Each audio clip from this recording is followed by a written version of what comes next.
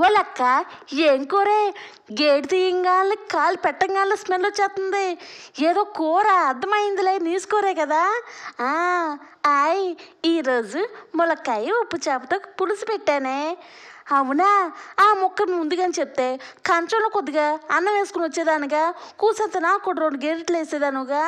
నాకు ఒక్క మాట ఏం చెప్పలేదే. రోజు ఈ టైంకి ఎట్టాగో వస్తావు కదా, అందుకే చెప్పలేదు. ఏదో వంకతో లెటక్కమంటూ వస్తున్నావుగా. అక్క, నీ వంటలు తిన్నాక నా వంటలు కూడా పెద్దగా తినాలనిపించట్లేదు అక్క. ఆ మనిషికి ఎట్టగొట్టి వండేసి నీ దగ్గర లెగెత్తుకుంటూ వస్తున్నాను, తప్పుగా అనుకోకే. నేనేమి బాధపడను, కానీ ఈ కూర ఎట్టా వండాలో వివరంగా మా వాళ్ళందరికీ చెప్పేసిన తర్వాత అప్పుడు ఇద్దరం చక్కగా తిందాం, సరేనా? అట్టగే అక్క. టాంటడాయ్, ఉప్పు చేప ఏంది ఎంత పెద్దగా ఉంది అని అంటే, మా అమ్మగారికి నా మీద బీభత్సంగా ప్రేమ ఎక్కువైపోయి, అమ్మ ఎప్పుడు ఉప్పు చేపలని కట్ చేసి నేను తెచ్చుకుంటున్నాను మార్కెట్ నుంచి, అట్టా కాదు ఇట్లాంటి పెద్దవి ఏలాడదీసి ఉన్నాయే, చక్కగా భలే ఉన్నాయి. అందుకు కూసంత మీ వాళ్ళు కూడా ఇలాంటి చేపలు తెచ్చుకుని హ్యాపీగా వండుకుంటారే అని మా అమ్మగారు నా మీద ప్రేమతో తీసుకొచ్చారు. సరేలే అని వంట చేద్దామని ఈ చేపను కోద్దామంటే మా అమ్మ నాకు అప్పటికే చెప్పింది, ఏమే నువ్వు ఏం కోసినా కూడా బెనుగ్గా ఉంటావు, దానికన్నా ఇటు కత్తి పెట్టిస్తే నేనే పసా కోసేసి ముక్కలు నీకు ఇచ్చేస్తానే, లేదంటే నువ్వు కోసుకునేప్పుడు యాతన పడతావే అంది. లేదమ్మా, మా వాళ్ళందరికీ ఉప్పు చేప ఎట్ట కొత్తానో వాళ్ళకి వివరంగా చూపిస్తానమ్మా అని చెప్పి మా అమ్మకి నేను ధైర్యం కూడా చెప్పి, మా అమ్మ వెళ్ళంగానే చక్కగా ఇలాగా ఉప్పు చేపలను కోతున్నా. ఓరి నాయనో, మా అమ్మకి ఇచ్చినా బాగుండు. దీంట్లో చేపలు కోతుంటే దాంట్లో ఇంకో చేప కూడా వచ్చింది. మరి అది పిల్ల లేదంటే చేపను మింగిందా? నాకు ఇక్కడ పెద్ద డౌట్ వచ్చేసింది. ఓరి నాయనో, ఈ ముక్కలు నేను ఏం చేయను, ఆ ముక్కలతో నేను వండలేను అని ఆ ముక్కల వరకు సెపరేట్ చేసి బాగున్న ముక్కల వరకే లేసాను. చూసారా, నేను పాము మింగిద్దని నాకు తెలుసు, కానీ ఒక చేపను మింగిద్దని నేను ఎప్పుడు చూడలేదు. ఇదే ఫస్ట్ టైం అనుకుంటా.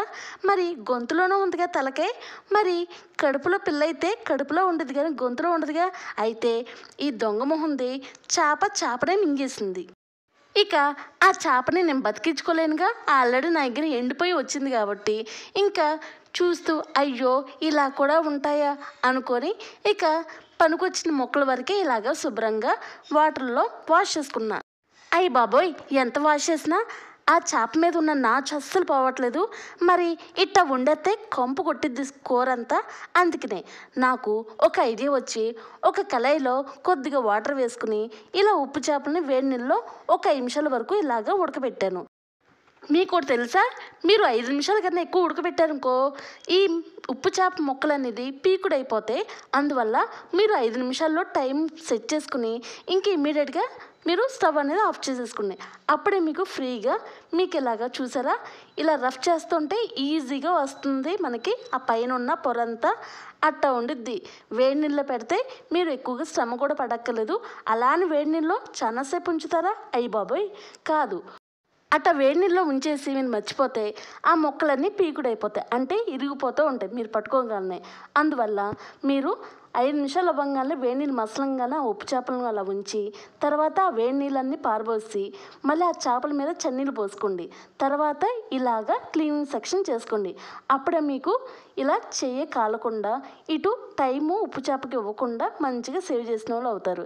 లేదనుకో మీరు రెండిట్లో ఏది తక్కువ చేసినా ఏది ఎక్కువ చేసినా ఇమీడియట్గా ముక్కలు మాత్రం మీ కంటికి కనపడవు, అవి చెదురైపోతూ ఉంటాయి. అర్థమైందా? మీకు వివరంగా చెప్తున్నానుగా. ఇలా ముక్కల్ని చన్నీలోనే ఇలాగా శుభ్రంగా క్లీన్ చేసుకొని ఒకసారి పక్కన పెట్టండి. ఇప్పుడు చూసారా ఎంత పర్ఫెక్ట్గా ఉందో ఇన్నడా ఉప్పు చేపలకి. ఇప్పుడు ఒక కళాయి తీసుకొని కొద్దిగా ఆయిల్ వేసుకొని ఇలా ఉప్పు చేపలని శుభ్రంగా ఇలా వేసేసుకొని మొత్తం మీరు అన్నీ అయితే ఇలా వాష్ చేసుకున్నారో అవన్నీ వేసుకొని ఇలా 2 వైపులా దోరగా వేయించుకోవాలి. మంట అనేది హై వద్దు, ఇటు లో వద్దు, మీడియంలో పెట్టండి. మనకి ముక్క అనేది ఎప్పటికైనా మనకి రెడ్ షేడ్లో ఉంటేనే కూర అనేది పర్ఫెక్ట్గా ఉండిద్ది. మీరు ఈ విధంగా ఉండగానే కొంతమంది కూర వండేస్తారు, అస్సలు బాగోదు, నీసు కంపు కొడుతూ ఉండిద్ది. అలా కాదు, ఇలా 2 వైపులా దోరగా ఒక 5 నిమిషాల వరకు వేయించుకుంటూ ఉండాలి. ఏ విధంగా అంటే ఇప్పుడు నేను చూపిస్తాను చూడండి. ఈ విధంగా ఈ కలర్లో ఉంటేనే కూర అనేది కళ్ళు మూసుకుని తినచ్చు. అంత మంచిగా అంత స్మెల్తో మంచిగా ఉండిద్ది. లేదనుకో మీరు ఉల్లిపాయలతో పాటు ఈ ఉప్పు చేపలను వేసి మామూలుగా ఎప్పుడులాగానే కూర వండేసారనుకో అది వికారం కొట్టేసిద్ది కూర అంతా. అందువల్ల ఇలాగే ఫస్ట్ మనం ఏ చేపలైనా ఇలాగ నూనెలో ఈ కలర్లో వేయించుకున్న తర్వాతే వంట అనేది స్టార్ట్ చేయాలి. అర్థమైందా? ఇప్పుడు కంప్లీట్గా నాకు ఉప్పు చేపలను ఏగిపోయినాయి కదా, తీసాను కదా. ఇప్పుడు అదే కడాయిలో ఇలా 2 పెద్ద సైజు ఉల్లిపాయలు ఈ విధంగా సన్నగా కట్ చేసుకోండి. ములక్కాయతో మనం వండేటప్పుడు ములక్కాయలకి గ్రేవీ ఉండాలి. అందువల్ల మనకు ఉల్లిపాయలే ఉండాలి. సరేనా?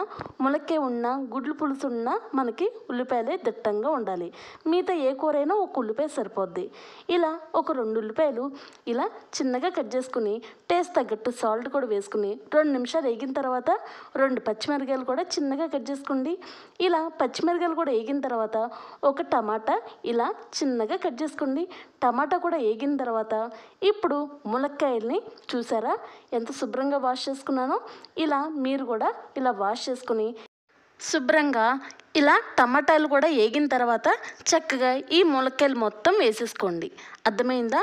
ఇలా కడాయిలో వేసేసుకొని చక్కగా ఒకసారి ఓవరాల్గా కలుపుకోండి. మీరు ములక్కాయ అనేది కొంచెం సేపు వేగాలి, అంటే ఒక 5 నిమిషాల వరకు ఇలా మీడియం మంటలోనే వేగాలి. ఇప్పుడు 1/2 టేబుల్ స్పూన్ పసుపు, 1.5 టేబుల్ స్పూన్ కారం వేసుకుని ఒకసారి ఓవరాల్గా కలుపుకొని చక్కగా ఈ విధంగా ముక్కకి మొత్తం పట్టేలాగా ఇలా కలుపుకొని ఒక 2 నిమిషాల వరకు వేగనివ్వండి.